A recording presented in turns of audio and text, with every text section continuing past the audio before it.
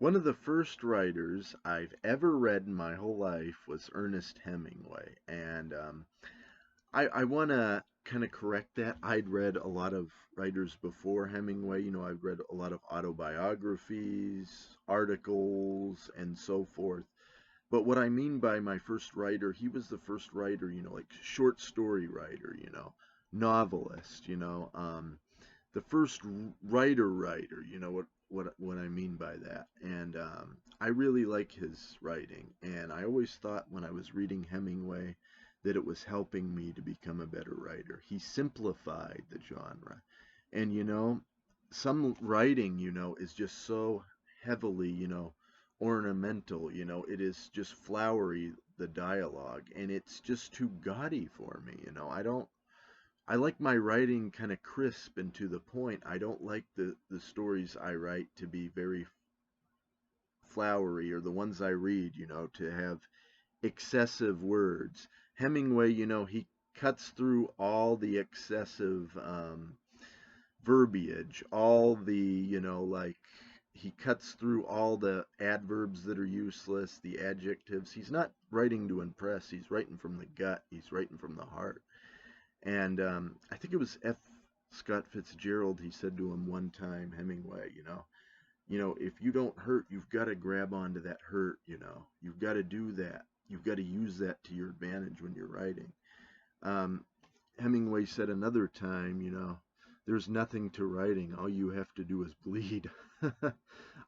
I'm paraphrasing. It's not an exact quote, but Hemingway was one of the best writers. I think he was the best, of his time, the generation, the lost generation. That's what Gertrude Stein said of him and his other contemporaries. She said, "You are all a lost generation." She famously said that about Hemingway, and she was right.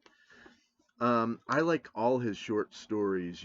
There was only one on here I didn't care too much about. It was I think it's in this collection right here. I think it's the one about a nun and a radio or something. I can't even find it right now, so I'm sorry about that. But you know, all the other stories I like a lot. His books, my favorite book Hemingway wrote would be For Whom the Bell Tolls, and it was very well written. It was about the Spanish Civil War. And there's a character in the book named Pablo, and he's on the same side as Hemingway's leading character. The Hemingway-esque character, Robert Jordan.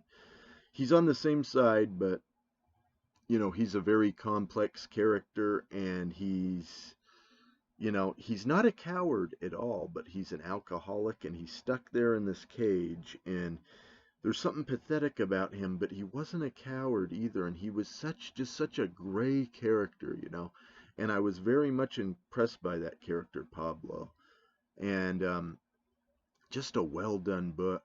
And there was another lady, I mean, not another, there was a lady in the book who lived in the cage with Pablo, and it was his wife, and she lived in there with not Hemingway, with Robert Jordan and all the other characters. And she was no doubt based off of Hemingway's mother, Grace. Her name was Pilar in the book, and of course she was probably based off a real person that Hemingway met there. She's kind of a mixture of people he'd met in real life. But Hemingway's mother had very strong-willed, so that's why she locked horns with Hemingway a lot. He didn't say some good things about his mother, and some things that showed in his stories. There's a story about a man that comes home after World War One, and his name is Krebs, and you can kind of see in that short story the animosity Hemingway had for his mother. And just very interesting guy. And there have been movies about Hemingway. Um, there's one called Hemingway and Gellhorn, about his relationship with Martha Gellhorn. I hope I'm pronouncing her name right.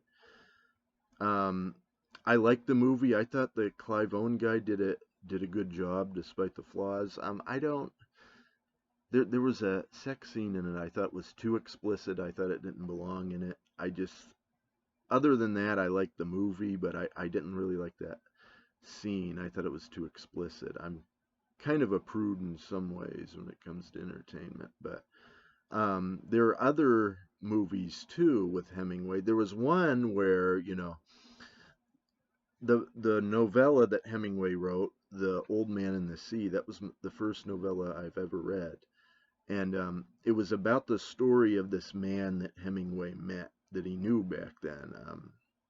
His name was, and I'm not going to pronounce it right, it was Spanish name in Cuba. It was Fuentes. I don't know. I'm sorry, I'm probably saying it wrong. You spell it Fuentes. And this man, um, who was the basis of Santiago, the protagonist of the story, he lived to a ripe old age. I forget what it was. He just died not too long ago. I don't know, 5, 10 years ago. Um, the gentleman died, and they were going to make a movie out of it. And as I recall, not Andy Warhol, Andy Garcia was slated to direct the movie. And Anthony Hopkins was in talks to play Hemingway, as according to the Internet Movie Database at least. And I thought that was just perfect casting. I can just see Anthony Hopkins as Hemingway. In fact, the first time I saw a picture of Ernest Hemingway, eons and eons ago, I thought, man, that guy looks like Anthony Hopkins. I think Hopkins could have really portrayed Hemingway's humanity in the movie, and maybe his great contradictions too, but he would have given an interesting nobility to him too, as well. Um, I don't know what happened to that movie. It was about Hemingway's relationship with the real life inspiration of The Old Man and the Sea. Um, Andy Garcia was going to direct. He's probably a big Hemingway fan. I just don't know what happened to it, but that's unfortunate that it never came to fruition. There's been other movies about Ernest Hemingway too, some of which I haven't even seen. Um, and I think even James Gandolfini was in talks to play Hemingway one time. May he rest in peace. Gandolfini was a great, great actor. I think he would have pulled it off too, and he would have been very interesting in the role. One thing I really admire about Ernest Hemingway, his writing style and so forth, is the stream of consciousness of his characters. He'll have a character just thinking, and you can see their thoughts, and their thoughts just go down and down and down, and you really immerse yourself in the character's thoughts. Um, I think that was very cool the way he did that. That's always stuck with me. Just awesome. His technique, Papa. Some people make fun of him because he wrote so seemingly, I say seemingly simplistically. And I disagree with a lot of people who critique him because I really liked that style of writing. It was to the point, it was crisp, the writing. If you like crime fiction, if you like some of these guys like oh man, who's the guy who wrote The Big Sleep? You know who I mean, the guy who wrote that. If you like that, you like a lot of these crime novels nowadays, and I've read so many. If you like those books, I think you have to tip your hat to Hemingway because I think he changed literature for the better in this country and in the world. He made it more concise. He made writing more concise. He made it something, he changed the whole art form as far as I'm concerned. So, yeah, check out some of Ernest Hemingway's short stories. If you're going to read his book, I highly recommend a full-length novel, For Whom the Bell Tolls. Sun Also Rises, also a good book. A Farewell to Arms, good book. And his short stories, you can't go wrong with his short stories either. He's got here's just some of my favorite in here before I leave. I know I've made a long video here, but we've got where are some of the stories in here that are featured just in this collection, the short stories collection of Ernest Hemingway. Let's see here. I'm gonna get to them. The Undefeated, that's a good one. In Another Country. The Killers, that's a good short story too. It's a crime short story he wrote. 50 Grand, that's another good one where a guy, um, where he throws a fight, a boxer, and then it's just very well done story. Think of that scene in, when Bruce Willis didn't want to throw the fight in Pulp Fiction or something like that. Here's some more stories in here. Let's see. I can't. There were some more in the beginning too. There's so many in here. The Indian Camp, yes, that's a Nick Adams story. Nick Adams is a character based on a young Ernest Hemingway, and there's a lot of fiction in it. His dad's even a doctor, like Ernest Hemingway's father was, so that's interesting. It's so interesting how Hemingway had his short stories, they paralleled his life, a lot of them. Not all of them, but a lot of them.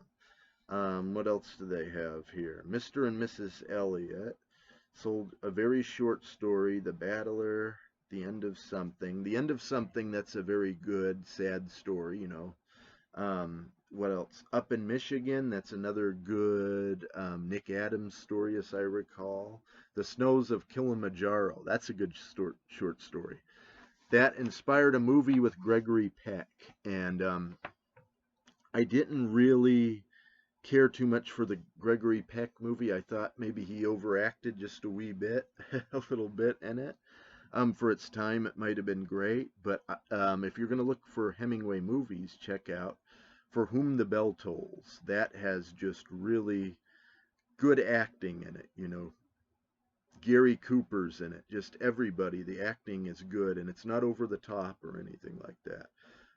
There's another movie based on a Hemingway book, To Have and Have Not, that's really good. And unlike For Whom the Bell Tolls, To Have and Have Not is not faithful to the original work by Hemingway. But it's okay because the screenplay was written by Faulkner, so it's not a bad movie at all. You got such a good combination there. Hemingway, based on a Hemingway book, and a screenplay by William Faulkner. So how can you go wrong with that? But anyway, thank you for watching my review of Hemingway, and I hope you all have a wonderful day, and sayonara.